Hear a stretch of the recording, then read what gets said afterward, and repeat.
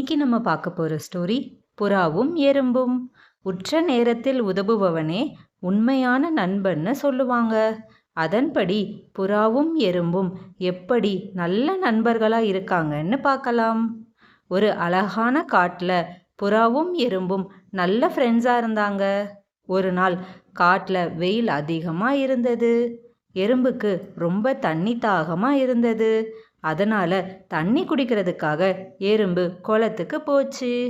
குளத்துல தண்ணி குடிக்கும்போது தவறி தண்ணிக்குள்ள விழுந்துருச்சு. எறும்புக்கு நீச்சல் தெரியாததுனால தண்ணிக்குள்ள தத்தளிச்சுக்கிட்டு இருந்துச்சு. எறும்பு உயிருக்கு போராடிக்கிட்டு இருக்கிறத புறா பார்த்துச்சு. எறும்பை எப்படியாவது காப்பாற்றணும்னு முடிவு பண்ணி என்ன பண்ணலான்னு யோசிச்சுக்கிட்டு இருந்துச்சு. அப்போதுதான் புறாவுக்கு ஒரு நல்ல ஐடியா வந்துச்சு. புறா வேகமாக பறந்து மரத்து மேலே போய் கிளையில நின்றுக்கிட்டு ஒரு இலையா பறித்து குளத்துல போட்டுச்சு.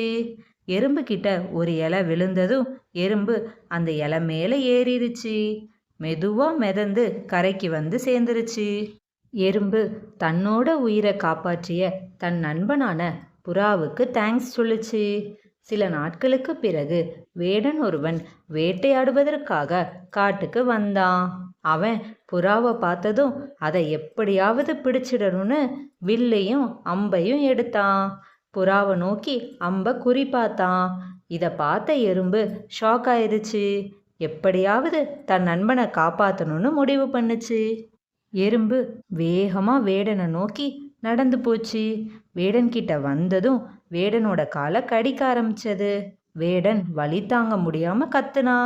அம்போட குறி தவறி மரத்து மேலே பட்டுருச்சு. வேடனோட சத்தத்தை கேட்ட புறா சுதாரிச்சுக்கிட்டு அங்கிருந்து பறந்து போயிருச்சு. இதுக்கப்புறம் புறாவும் எறும்பும் இன்னும் நெருங்கிய நண்பர்களாக மாறிட்டாங்க. இதிலிருந்து நம்ம தெரிஞ்சுக்கிறது என்னன்னா, நம்ம ஒருத்தவங்களுக்கு நல்ல நண்பனாக இருக்கணும்னா அவங்க கஷ்டப்படும் போது பார்த்துக்கிட்டு சும்மா இருக்கக்கூடாது. நம்மளால் முடிஞ்ச உதவியை செய்யணும். இதனால தான் சொல்லுவாங்க, உற்ற நேரத்தில் உதவி செய்பவனே உண்மையான நண்பன். தேங்க்ஸ் ஃபார் வாட்சிங். Subscribe for more stories.